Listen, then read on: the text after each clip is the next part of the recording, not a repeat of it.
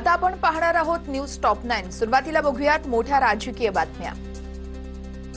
उद्धव ठाकरेंसमोर पुन्हा विधान परिषदेवर जाण्यासाठी आव्हान, संख्याबळाच्या कमतरतेमुळे मवियाची कोंडी। उद्धव ठाकरेंना आधी राज्यसभेचं समीकरण जुळवावं लागणार। विधान परिषदेवरती जाण्यासाठी आम्ही उद्धव ठाकरे यांना विनंती केली। उद्धव ठाकरेंनी विधान परिषदेवरती जावं अशी आमची सर्वांची इच्छा आहे। संजय राऊत यांची प्रतिक्रिया। विधान परिषद राज्यसभेत मवियाला एकमेकांना मदत करावी लागेल, राऊतांचं वक्तव्य। राष्ट्रीय स्वयंसेवक संघाच्या कार्यक्रमाला अभिनेता सलमान खानची हजेरी। संघाच्या शताब्दी वर्षानिमित्त मुंबईच्या वरळीमध्ये कार्यक्रमाचं आयोजन। अनेक बॉलिवूड सेलिब्रिटींचीही हजेरी। गर्दी जमवण्यासाठी सलमान खान आमंत्रित होते का, राऊतांचा सवाल। तर संघ शाख्यात मुस्लिमांना प्रवेश आहे का, भागवतांनी सांगावं। मुस्लिम प्रेम सलमान खानपुरतं ठेवू नये, संजय राऊत यांची प्रतिक्रिया। एखाद्या व्यक्तीचा धर्म, भाषा, खाण्याच्या सवयी वेगळ्या असू शकतात, मात्र आपण समाज, संस्कृती आणि राष्ट्र म्हणून एकत्र आहोत। सरसंघचालक मोहन भागवत यांचं हिंदू मुस्लिम ऐक्यावर भाष्य। सरसंघचालक मोहन भागवत यांच्या उपस्थितीत वरळी डोम या ठिकाणी कार्यक्रम।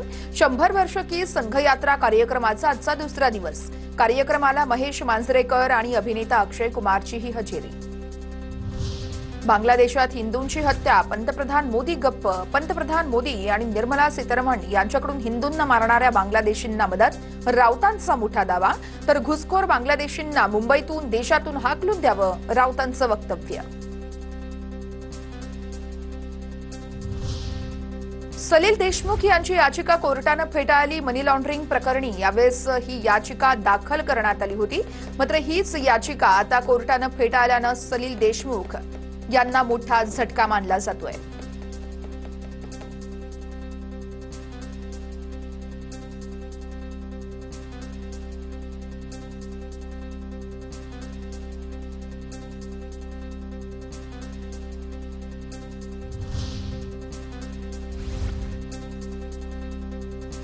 नंदुरबार जिल्ह्याचं पालकमंत्रीपद शिवसेनेला द्यावं, आमदार चंद्रकांत रघुवंशी यांची मागणी।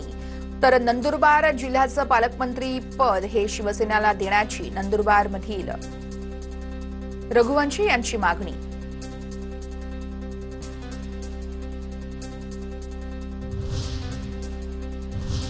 आता पाहणार आहोत राजकीय क्षेत्रात नेमक्या काय घडामोडी घडतायत न्यूज टॉप 9 मधून।